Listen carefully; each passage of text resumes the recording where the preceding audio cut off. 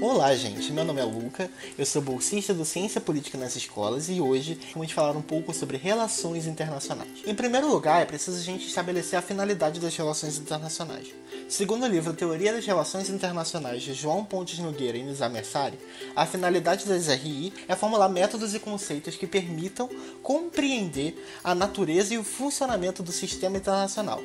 Então, as relações internacionais elas surgem enquanto disciplina na Escócia um pouquinho depois da Primeira Guerra Mundial, lá em 1917, por aí. Porque a ideia desse começo, desse departamento de RI nessa universidade escocesa, era justamente estudar o objeto da guerra, o objeto dos conflitos entre os países, e procurar alguma forma de você livrar a humanidade das consequências das guerras. Então esses acadêmicos que eles estudaram e tentaram postular formas para evitar essas guerras, eles eram chamados de utópicos. Já um autor inglês, o Edward Hallett Carr, ele é autor de uma importante obra que é 20 anos de crise. E essa obra ela criticava justamente os utópicos nessa questão de mundo, nessa visão de mundo de você avaliar o que deveria ser ao invés de você avaliar o que realmente era.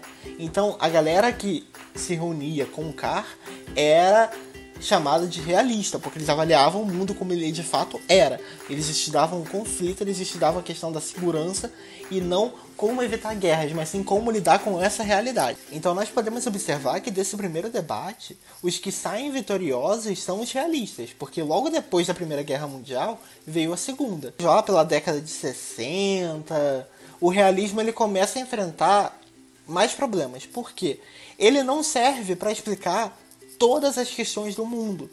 Então surgem duas novas tendências, o liberalismo e uma teoria mais estrutural, que tem uma grande base marxista, para tentar explicar as relações internacionais. Então esse terceiro grande debate, ele se dá através do embate dessas três vertentes. Da vertente do realismo, que focava na questão da segurança, o liberalismo, que trazia essa questão de racionalidade do Estado, numa tentativa de firmar parcerias para que todos, o maior número possível de estados saiam ganhando, e a questão do estruturalismo, que vinha com uma base bem forte neomarxista para tratar sobre a questão de dependência, os assuntos de exploração, e principalmente em como os países que de certa forma estão abaixo dos outros no sistema mundo não conseguem chegar no mesmo nível de igualdade, porque existem barreiras pelas quais essas colônias passaram e que as metrópoles não passaram. E a partir dos anos 90, com o final da Guerra Fria principalmente, novos debates são colocados à mesa, como a questão das drogas, a questão do meio ambiente, relações de gênero, relações de raça. Então, novas vozes vão surgindo e novas teorias vão surgindo, principalmente no campo das relações internacionais. Oi pessoal, o meu nome é Tainá Pereira, eu sou internacionalista de formação e atualmente faço mestrado em Ciência Política na Unirio. Como o Lucas já disse no início do vídeo, as relações internacionais são essa disciplina relativamente recente que tenta dar conta dos estudos das interações entre os agentes internacionais, que não são só os estados. Os atores internacionais, eles podem ser tanto países quanto organizações como a ONU e o Fundo Monetário Internacional, podem ser também organizações da sociedade civil, organizações não governamentais, como a Anistia Internacional e o Greenpeace, por exemplo.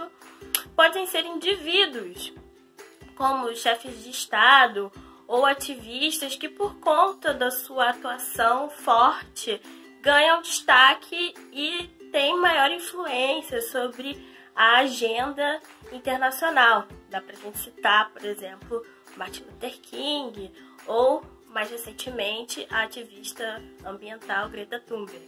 Esses atores, eles incidem em diferentes níveis. O nível de análise por excelência das relações internacionais é o nível do sistema, que muitas vezes é representado na literatura de relações internacionais como uma mesa de bilhar, em que os países seriam as bolinhas que interagem sem que haja um controle uma força coercitiva superior a esses países que os obriguem a tomar determinadas decisões.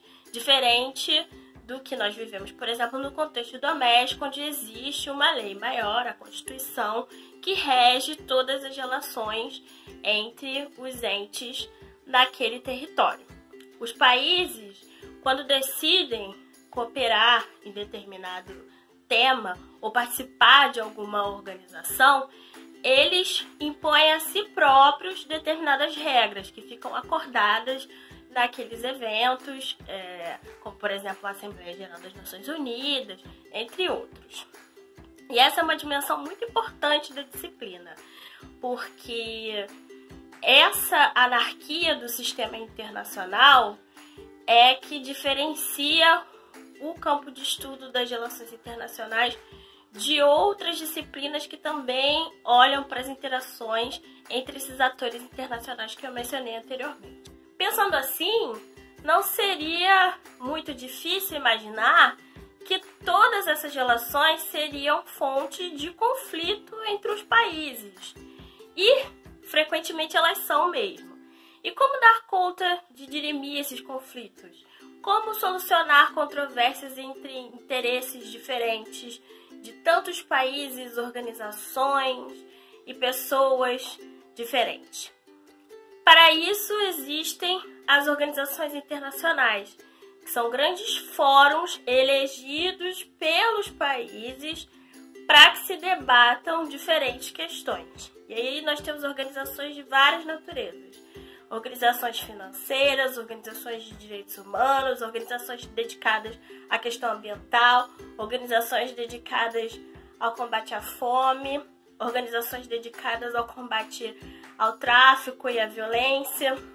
Na verdade, boa parte desses temas fica sob o guarda-chuva de uma das organizações mais importantes e mais antigas, que são também estudadas pelas relações internacionais, que é o Sistema das Nações Unidas. E existem também aquelas organizações menores, cujos países escolhem participar por diversas razões, não só para dirimir um problema, uma questão conflituosa com algum outro país, mas por razões de identificação cultural, por razões de defesa, por razões econômicas para trocas comerciais, etc. O Brasil faz parte de uma série delas.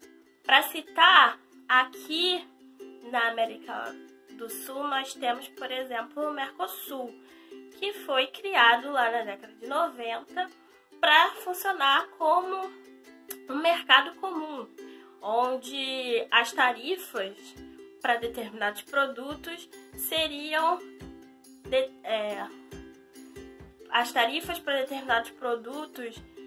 acordadas entre os países de forma que se tivesse apenas uma única tarifa na região para o mesmo produto, facilitando assim a troca dessas mercadorias.